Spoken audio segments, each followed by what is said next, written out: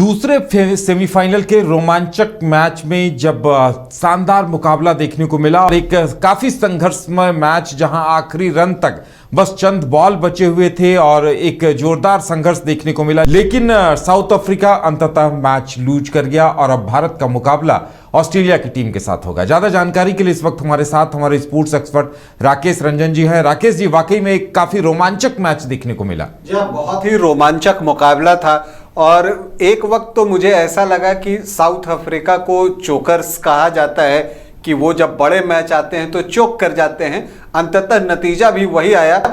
Australia की team final में पहुंच गई है, लेकिन कहना होगा कि इतने कड़े संघर्ष की उम्मीद नहीं थी, खास करके तब जबकि दक्षिण अफ्रीका की टीम 212 रनों पर ही सिमट गई थी और जवाब में ऑस्ट्रेलिया ने ओपनिंग विकेट के लिए 60 रनों की लगभग साझेदारी की थी।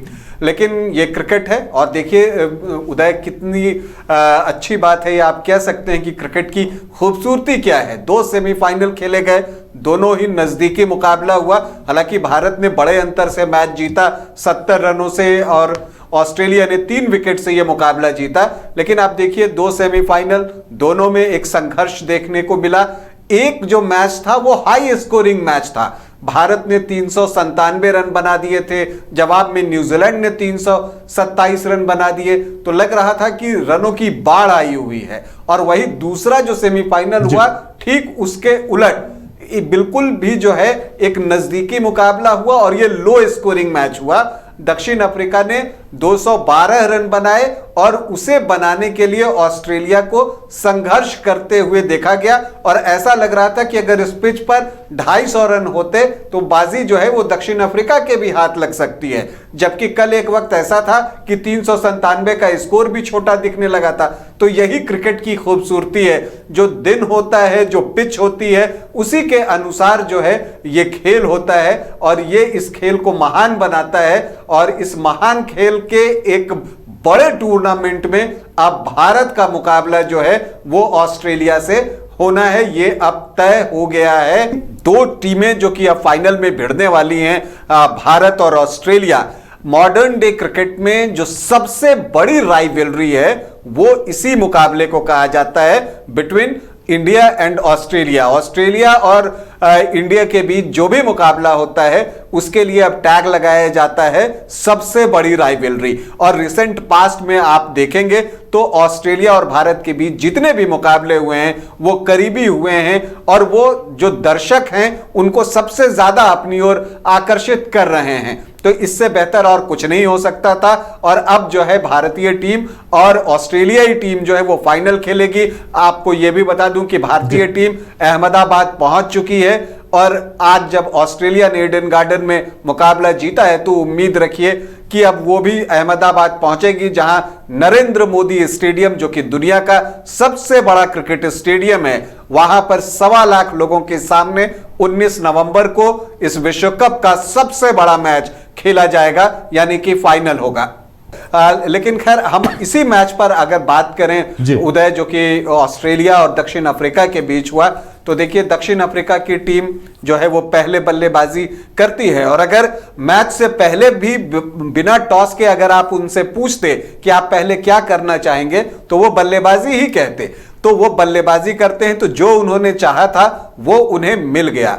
लेकिन जो कहते हैं ना कि बड़े मैच का, नॉकआउट का जो प्रेशर होता है वो एक बार फिर जो है दक्षिण अफ्रीका के ऊपर साफ साफ दिखा और 24 रनों पर ही उनके 4 विकेट गिर गए।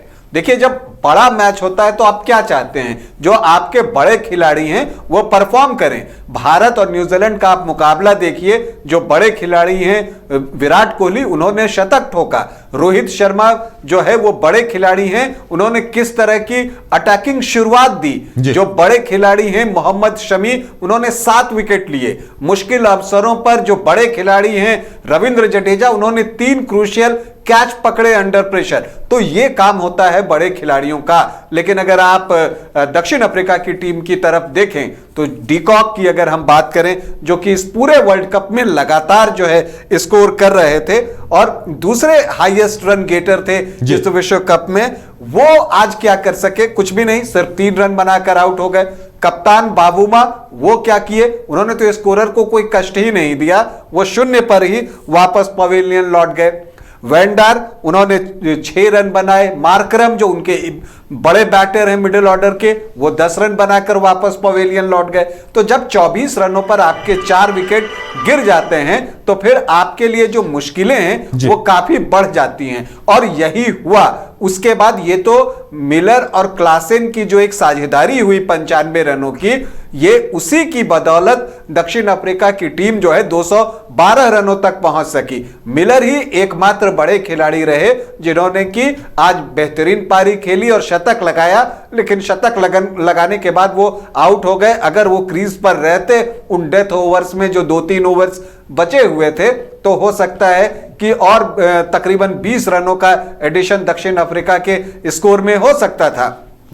दूसरी तरफ अगर आप ये देखिए ऑस्ट्रेलिया की टीम, तो एक जो अच्छी शुरुआत होती है उनका उसको फायदा मिला है, और जो 60 रनों की साझेदारी हुई, डेविड वार्नर बड़े खिलाड़ी हैं तो उन्होंने दिखाया कि कम स्कोर है तो आप तेजी से रन बनाइए। उन्होंने सिर्फ 18 गेंदों पर 29 रन बनाए, और जो कगिसो रबाडा और जेनसन थे उनको निष्प्रभावी कर दिया। कप्तान को स्पिनर्स की ओर मुखातिब होना पड़ा और उन्हें बुलाना पड़ा गेंदबाजी के लिए, और अगर दक्षिण अफ्रीका के स्पिनर्स ने अच्छी गेंदबाजी नहीं की होती तो ऑस्ट्रेलिया एक तरफा जीत लेकर जा सकता था। देखिए बड़े खिलाड़ी हैं कगिसो रबाडा, इतने दिनों से खेल रहे हैं, ऐसे क्रंच मैच में टीम उम्मीद करती है कि आप विकेट लेकर देंगे। हालांकि उन्होंने एक मिचेल मार्श का विकेट लिया, लेकिन कप्तान को उन पर इतना भरोसा नहीं था कि वो उन्हें उनसे पूरा कोटा करवाते या उन्हें लाकर जो है विकेट लेने की कोशिश करते। स्पिनर्स ने ही अच्छी गेंदबाजी की। और आप कॉन्ट्रडिक्शन देखिए, अगर आप ऑस्ट्रेलियाई गेंदबाजों को देखेंगे तो वहां कमिंस स्टार्क ने 3-3 विकेट और हेजलवुड ने 2 विकेट लिए, मतलब 8 विकेट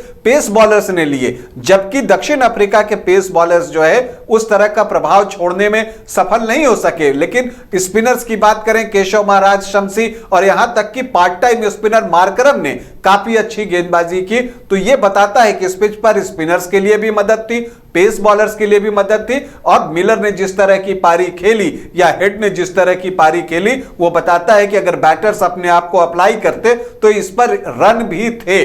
खैर जो भी होना था वो हो चुका है, और दक्षिण अफ्रीका की टीम जो है ये मुकाबला हार गई है, और आप कह सकते हैं कि एक चोकर्स का टैग जो उनके साथ चस्पा हुआ पड़ा है वो हटाने में भी दक्षिण अफ्रीका की टीम नाकामयाब रही, क्योंकि इस तरह की जो नजदीकी हार होती है वो इसी के लिए कहा जाता है। मुझे 1999 का विश्व कप याद आता है, और जब एलन डोनाल्ड जो है वो रनिंग एंड तक दौड़कर पहुंचना था और वो रास्ते में ही गिर गए थे, और जो वो घबराहट वहां देखने को मिली थी, तो उसी वक्त से ये टैग इनके साथ जो है वो चिपका हुआ है, और इस बार भी उसे हटा पाने में दक्षिण अफ्रीका की टीम नाकामयाब रही। ऑस्ट्रेलिया को बधाई कि वो फाइनल में है, और अब एक बड़ा फाइनल देखने के लिए हम सभी तैयार हैं। सबसे बड़ी राइवलरी भारत और ऑस्ट्रेलिया के बीच में, तो वो मुकाबला जोरदार होगा, इसकी संभावना है। फाइनल में पिच कैसी मिलती है उस पर भी बहुत कुछ निर्भर करेगा, लेकिन लगता है कि पिच बैटिंग होनी चाहिए तो वहां पर रन बनेंगे, ऐसी संभावना है। लेकिन उस मुकाबले की प्रतीक्षा सभी कर रहे हैं।